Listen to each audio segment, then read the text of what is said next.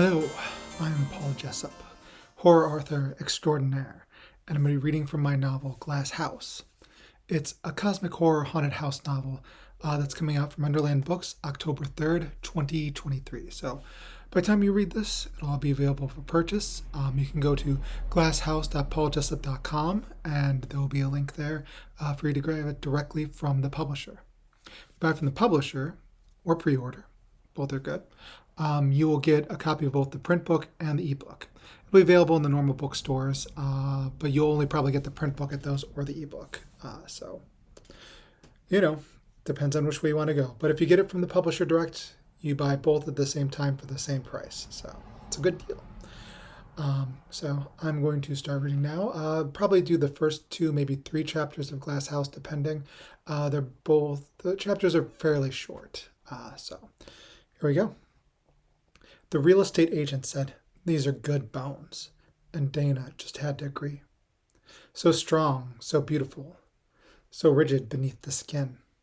And there is much to love about the flesh of it, too. The crown molding, the lattice windows, the ivy and cracks and cobwebs and everything. The whole place just left her so breathless and electric. She was in love. Yes, she was in love with every inch of this house. Next, they moved through the spacious living room, walls dotted with the Corinthian columns and a cathedral ceiling spotted with mildew. Archways like the legs of giants straddled the rooms, coated in tarnished vine mosaics. Her daughters played between the arches, calling out to each other, tagging one another, laughing. Lily and Ray, her darling things, her lovely little ones. Now 8 and 10. They're only 2 years apart, practically twins. She touched her stomach, the place where they'd once grown inside of her, and felt a connection with the house. You understand me, she thought. After all, we both contain bodies and wombs in life. This house knew the loss of those that left the womb, of having someone outside of you who was once inside, feeding on you, listening to you, sharing your heartbeat. Breathe it all in, an invigorating incense. Rotted vegetation and raw soil and things growing in the dark. Intoxicating. Her hand on her stomach again, that empty womb tingled. A connection between the two of them. The room like a shrine, like a temple. There was an echo of frescoes along the walls, and she wanted to peel them back and uncover their hidden secrets. Her trembling palms pushed flat against the wall, humid and sweating on her hand. How could a wall sweat like this? It seemed impossible, and yet it did. Like an echo of her own skin, the flash of this house sweats. A heat grew inside of her with each breath. Oh, to undress the walls of this house, to suck the pheromones it gave off. Oh, the promises it would give her. It understood her, deep in the bone, deep in the flesh, deep in every aspect of herself, in a way no one else could. It's beautiful, she whispered so calm. Lucas, honey, don't you think so? Don't you think it's beautiful? Lucas Glass, that ragged man she'd married ages ago. Handsome in a brutalist architecture sort of way, with a constant 5 o'clock shadow and carved stone features. His black hair curled raven feathers with a touch of gray. Lucas, her gothic filmmaker, obsessed with creating artistic documentaries on the macabre. Once upon a time, he read her old poetry and sang off-key love songs on a boat in a river. Now that was all past and muted and sepia-toned. They were almost strangers now, weren't they? How did that even happen? She reached over and clasped his hand. Her pulse raced quick and heavy and full of excitement as he sighed that frustrated Lucas sigh. A slow, burning sigh. The sigh of an impatient director. I don't know. I really don't know. I love the atmosphere and all. But can we get it up to code? Will it even pass inspection? The real estate agent twitched her freckled nose and pushed her wire-thin glasses up her face. Oh, I'll email you the documents, but it's already passed inspection as of last year. We had another buyer back then who bowed out at the last minute, but I can assure you that the electric is up to code, same for the plumbing thing and everything else as well. But never mind that. I have so much more to show you. The best of it is yet to come. Her voice was so cheerful and chirpy and rounded out with a subtle accent. Hungarian? Maybe. German? No, not quite. Swedish? Nah, not even close. Something European, that was for certain. Almost like a feminine Peter Lorre or Bela Lugosi, but not quite. Wait until you see the upstairs, the downstairs, the garden out back. Oh, wait until you see the crypt. And the agent darted ahead of them, so quick, a whirlwind of a tiny body. Black and gray hair piled up on her scalp with a neat little bun, stray strands curling down on her cheeks as she moved rapid movements, a rabbit in fright, a haunted prey of a thing.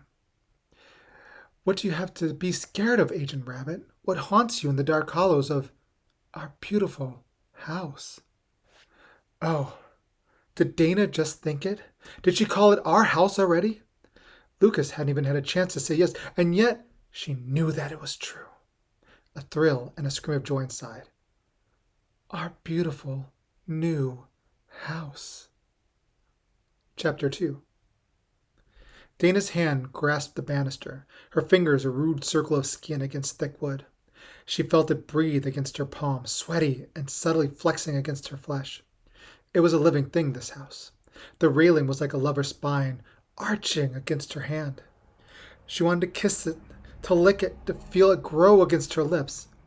Lucas had left her so lonely, so empty. This house would fill her, and she would fill it. Agent Rabbit thumped up the stairs ahead of them, the world moving in slow motion, their bodies accented by stray sunbeams and crowded with dust motes. Lucas between the two of them like an ancient statue of shattered God. A dream.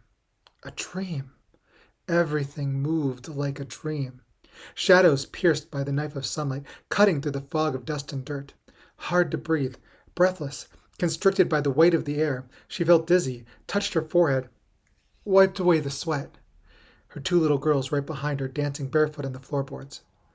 When had they taken their shoes off? Should she yell at them to put them back on? She felt feverish, unsettled, and off-kilter.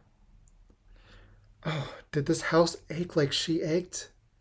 The need swelled between them as her daughters laughed as they played. The staircase grand and overpowering. It could fit them all and have room to spare. And ahead Lucas gasped as he stepped onto the second floor, his body disappearing into the summer haze. What? What is this? Dana, honey? Come here. Come quick. Does this hallway feel familiar to you? It feels so familiar to me, but I just can't place it. Oh, almost there, not far behind him now, as she stepped up the last stair and saw what Lucas saw before her. A hallway so distinct, surrounded by doors leading to bedrooms. And over that, a stained glass dome all loosely decorated and delicate. It looked like a religious mural, maybe. No, a tarot card possibly, or wait, an album cover? Lucas was right. She had seen it before. She recognized it, but she couldn't put her finger on what it was exactly. Come on, tell me if you feel what I feel. It's familiar, isn't it? But in a lazy, hazy way, like a faded memory. Her whole body sang in recognition as she stared up, goosebumps dotting her arms. A skull with a keyhole in the stained glass dome, eyes on a hand, a crown of candles, drops of blood, a chalice, and a sword. In the center of it all stood 3 women and 1 little boy. There was an implication of violence in the mural, an implication of sacrifice, of mutilations to come. The whole thing felt like a promise, a whisper. Déjà vu. So beautifully gothic, it hurt her heart. I recognized it. Her voice was all gravel and hoarse. But I don't know where. Did we dream this place? Is that it? A dream, a shared dream that we brought into existence?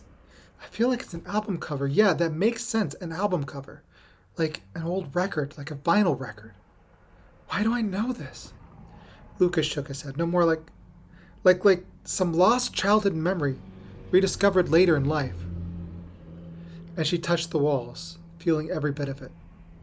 Rough things covered in a patina of dirt and filth and tattered wallpaper. It would take hours upon hours to scrub these clean, yet she still felt pulled towards it. a desire to take care of this house, to scour it and bathe it and love it. All of the imperfections called out to her, and she swooned in the heat of the hallway. There is a memory here. Maybe, Lucas said. Something lost inside of me. Something that needs to be found. She knew exactly what he meant. The girls jumped up the steps behind her, and she moved further down the hallway. Agent Rabbit pointed at each room, listing the sizes and what work needed to be done in each and every single one. The strangeness of it all crept around inside of her as a fog entered Dana's thoughts. Was she dreaming now? It felt like it, the haze, the fog in her mind, the way the world seemed to move in slow motion. Lucas stood right there, right in front of her. His body was obscured in the haze of dirt and dust and shadows, his face beatific and outlined by stray sunbeam. What was this? What a strange portent, as if to see him decapitated, beheaded. His expression, one of saintly rapture, like all those images of her Catholic school youth, a mixture of reverie and horror all at once. This wasn't right. She was beside herself with sorrow and loss, and she ran over to him and grabbed his tattooed hand, their sweaty palms meeting and sliding fingers against palms against fingers. Yes, he was still solid and real in the mist. Why had her house shown her this? Was this house a jealous house? He smiled at her and looked at her so savagely. You okay? There was no way to respond to that. Ray called out from behind them, her words masking a squeal of pure joy. This one is mine! And she ran into one of the larger rooms, opening the closets and windows, filling the house with the sounds of wood creaking and rusty hinges groaning. Her sister laughed, ran about, searching for a room of her own to claim, as Dana watched on. There was more than enough rooms in this house for all of them. Huge, sprawling, beautiful thing it was. A monstrous house that could fit several families easily. How she loved. Oh, a house that loved her back. One more chapter. Chapter 3. At the bottom of the hill rumbled a garden all overgrown and beautiful.